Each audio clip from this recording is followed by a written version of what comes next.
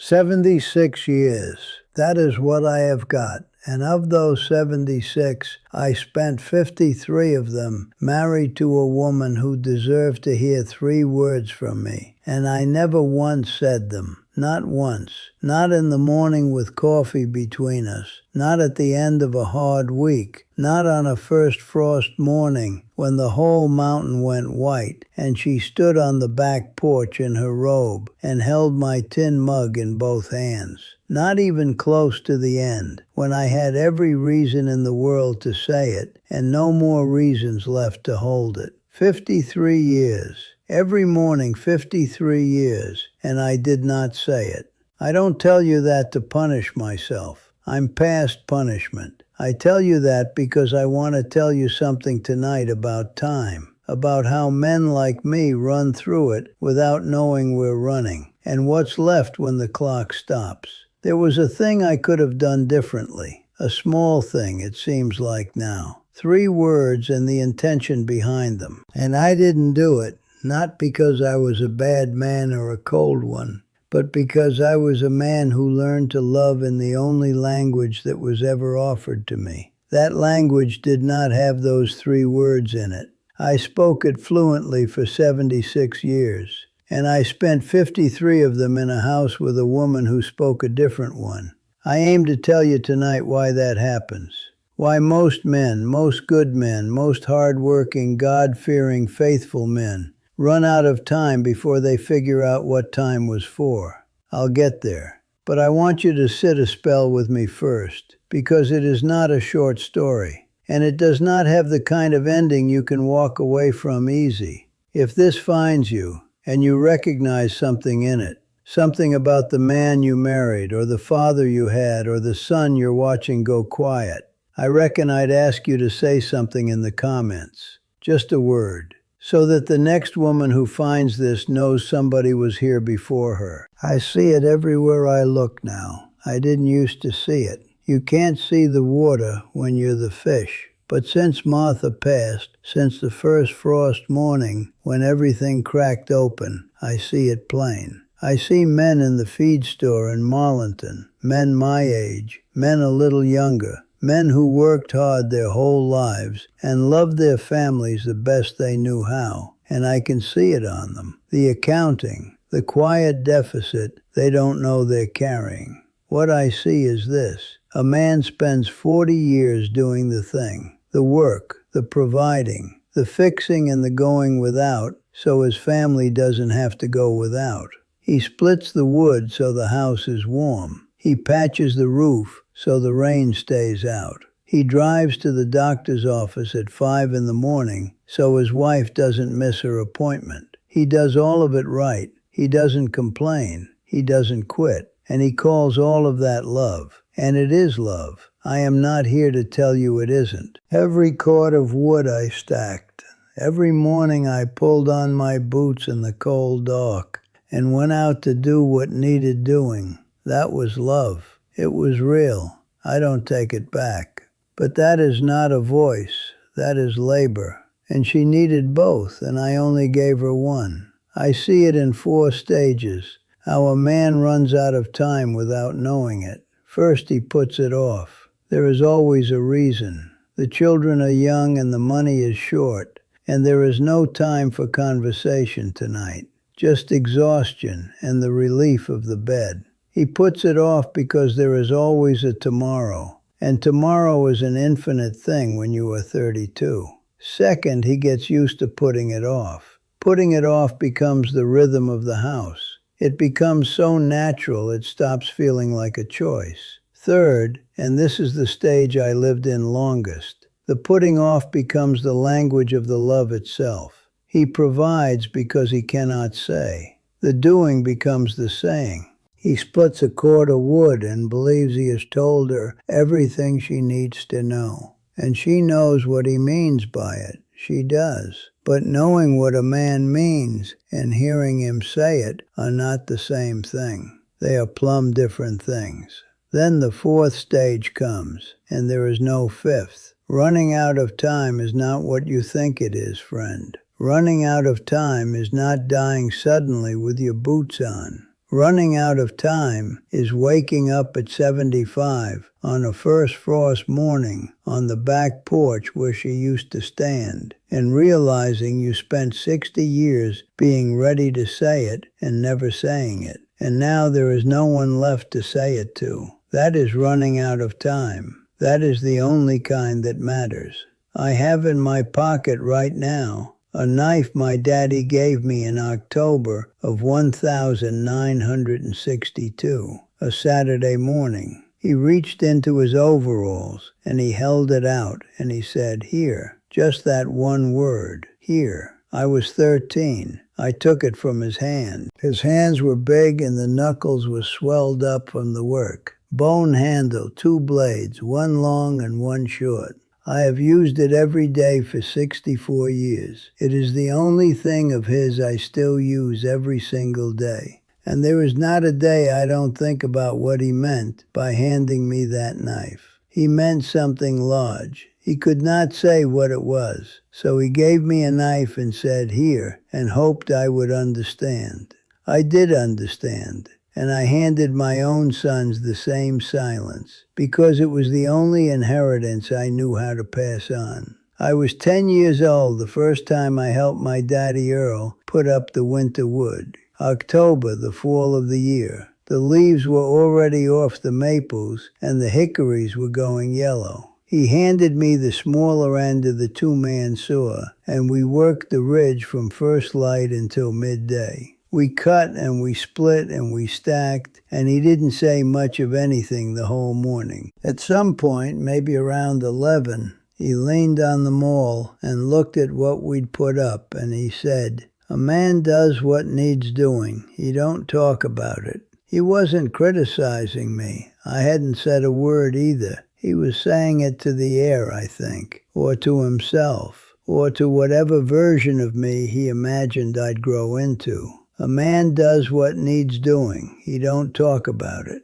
I carried that sentence for 60 years. I built a whole life inside it. My Martha used to say, on first frost mornings, in that voice of hers that had 10 different colors in it, she'd look out toward the ridge and say, "The mountain's wearing its good coat today." That was all. She'd stand there in her robe with my tin mug in both hands and say it. And there was something in the way she said it, some pleasure in being alive that I recognized and could not match with words of my own. The mountain's wearing its good coat. A cord of wood is an act of love. That is true. 6 cords every fall for 50 years. I never missed one. The cabin was never cold.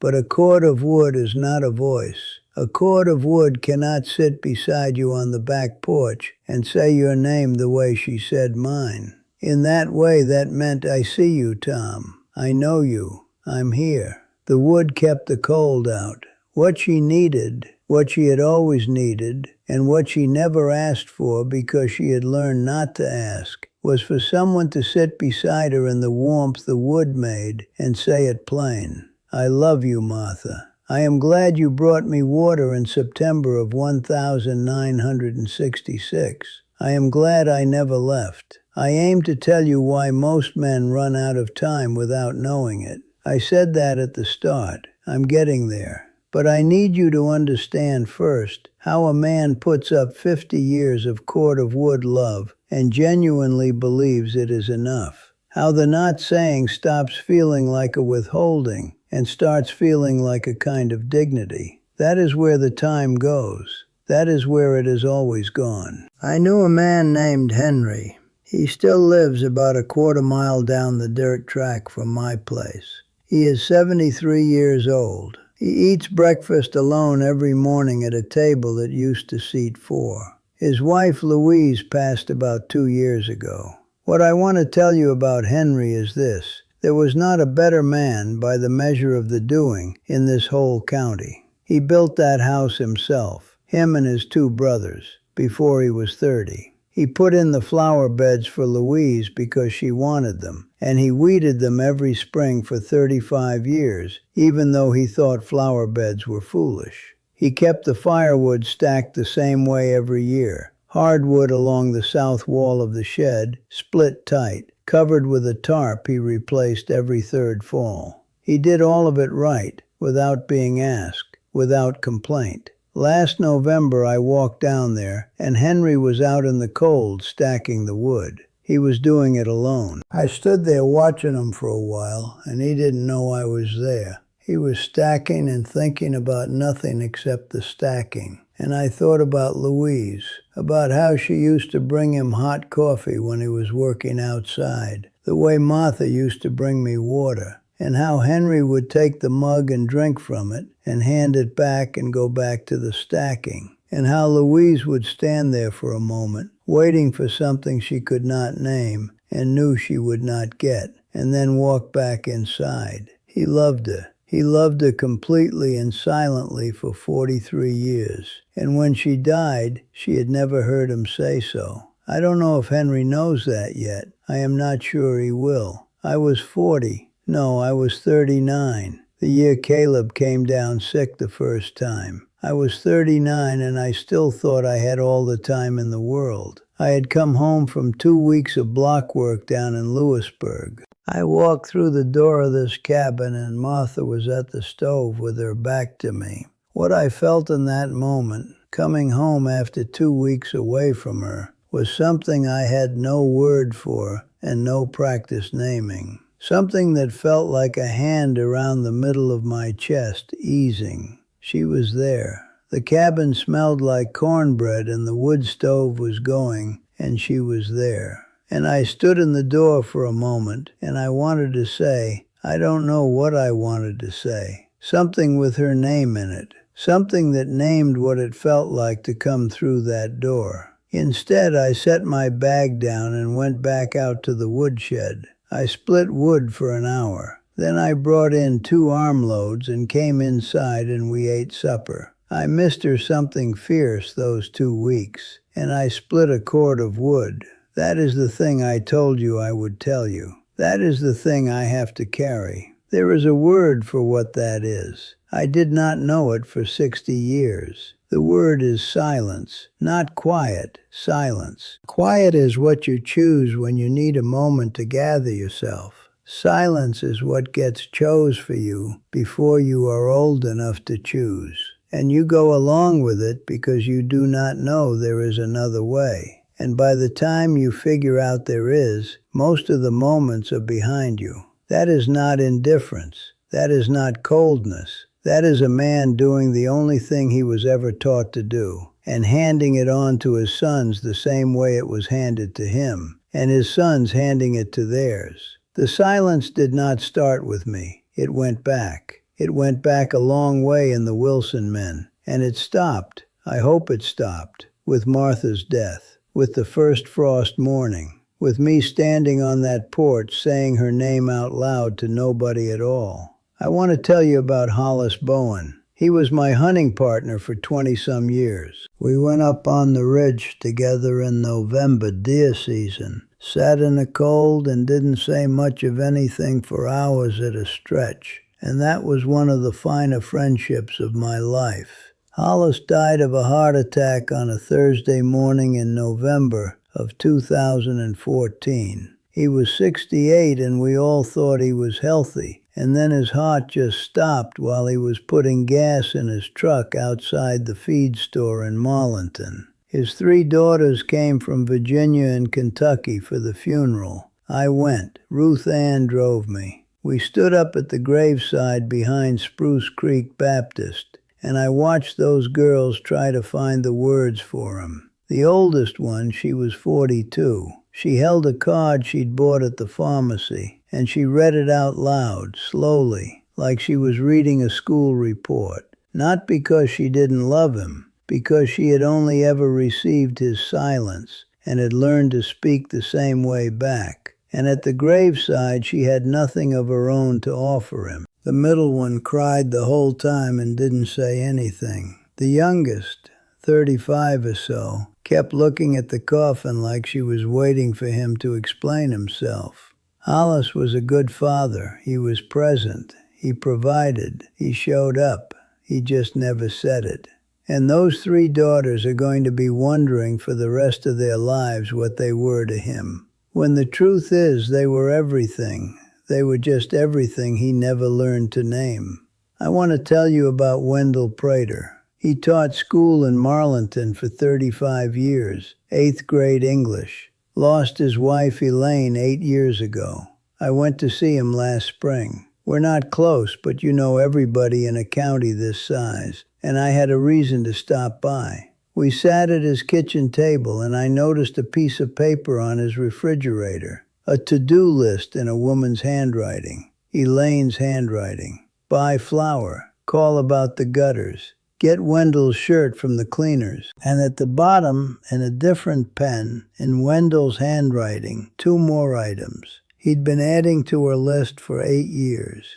Wendell's father was a quiet man too, from what I'd always heard, and his father before that. The silence did not start with Wendell. It just stopped with Elaine's list on the refrigerator. That is all. That is the whole story. Nobody is a monster here. They are all just men who were handed an inheritance and carried it faithfully. Faithfully, you hear me? And never thought to question it until there was nobody left to practice on. My daddy Earl was not a cold man. My daddy Earl was a man who had been handed the very same silence, 40 years before he handed it to me, by his own daddy, who had likely been handed it before that. The inheritance goes back farther than any of us can see. We are just the ones who finally have to set it down. I want to mention something before I let you go tonight. I almost don't want to. Ruth Ann would be genuinely upset with me if I didn't say anything, so I'll say it briefly. About a year after Martha passed, I started writing letters, not on a computer, by hand at this kitchen table. Letters to Martha, letters to my boy Caleb, who died in 2009, and whose name I could not say out loud for 15 years afterward. Letters to my daddy Earl, who died of black lung in 1968, before I had the sense to tell him what I meant by carrying his knife every day. Letters to my brother Curtis, who went to Vietnam and didn't come home. Letters I should have given when there was still somebody to give them to. I called it the things we don't say. Letters I should have given when there was still somebody to give them to. I wasn't going to show them to anybody. They were mine. Just a thing I needed to do to get the words out of me before I took them with me to the hill behind Spruce Creek Baptist. Then my daughter Ruth Ann brought me supper one Wednesday evening. She does that most Wednesdays. And she saw the box on the kitchen table. And before I could say a word, she took 3 letters out and sat on the back porch and read them. She was out there about 20 minutes. Then she came back inside and she said, "Daddy, you got to let other people see these. There's mamas out there. There's widows out there. They need to read these." She said no for me 3 months running. She wore me down. She has her mother's stubbornness, which is the highest compliment I know how to give. A woman named Doris from North Carolina, she's 77, read an early copy. She has been married 54 years. She read the whole thing in one evening. The next morning at breakfast, she told her husband she loved him. Said he set his coffee cup down and stared at her for a full minute before he set it back. She said it was the longest minute of her life and the best one. A woman named Mabel in Kentucky. She's 81, lost her husband 9 years ago. She wrote her own letters after she read the book, took them out to his grave one Sunday morning and read them out loud to him. Said it was the first time she'd cried in 7 years. And a woman named Pearl from Pennsylvania, she's 80. She lost a son to addiction when he was 29. She hadn't been able to say his name out loud for 11 years. She read the letter I wrote to Caleb, and she said her son's name out loud at the kitchen sink. Said it 3 times. Then she made his favorite dinner for the first time since he passed. I don't know what to do with that. I'm just an old man at a kitchen table who should have said more and said it all too late. But Ruth Ann made me put these out there, and I reckon they're there if somebody needs them. My boy Daniel called me from Charlotte. He saw the book and he thinks I shouldn't have put it out there. Says it's family business. Says his mother wouldn't have wanted strangers reading her letters. He might be right. I might take it down. I'm still thinking about it. The link is in the pinned comment under this video. It's there if you need it. That's all I'll say about it. Anyway, where was I? Right. I was telling you about the cord of wood. I put up 5 cords this fall. Used to put up 6 regular as sunrise. 6 cords every fall from the time I was 23 until about 4 years ago. 5 is enough now. The hollow doesn't need 6 cords to stay warm when it's just one man and an old dog. I thought about Earl the whole time I was splitting, about him handing me that knife on a Saturday morning in October of 1962 and saying, "Here," and meaning something enormous he had no language for. And I thought, this is what I keep coming back to. I thought about the fact that putting up the wood is still love, even now. Even alone, splitting wood for a fire nobody else will sit beside is still the act of a man who learned to love in the only language he had. I am not ashamed of the cord of wood. I am grateful for it. But the thing I am telling you tonight is that the wood was not all of it. The wood was the doing. The saying was something else, and the saying was also required. And I used up all my time on the one and left the other on the vine. Like I said earlier, the letters are in the pinned comment if you need them. If you're listening to me tonight, friend, and I mean you specifically, the one sitting there who has been thinking about a man who split wood for 40 years and never said what he meant by it, I want to say this to you directly. It is not too late for you to say it. It might feel like it is, because you have been not saying it for so long that the not saying feels natural now, feels like safety, feels like the shape of love itself. But it is not too late. Whatever the word is that you have been keeping, say it tonight, not in a letter, out loud. Whoever is still there to hear it, say it tonight while the saying is still possible. The mountain's wearing its good coat. First frost is coming, the way it always comes, the way it will keep coming long after I'm in the ground up on that hillside, beside Martha and Caleb and my daddy and my brother. Spruce Creek runs under the ice every winter and keeps running. It just keeps running. That is what I know for certain. I am a late man, friend. Don't you be one too.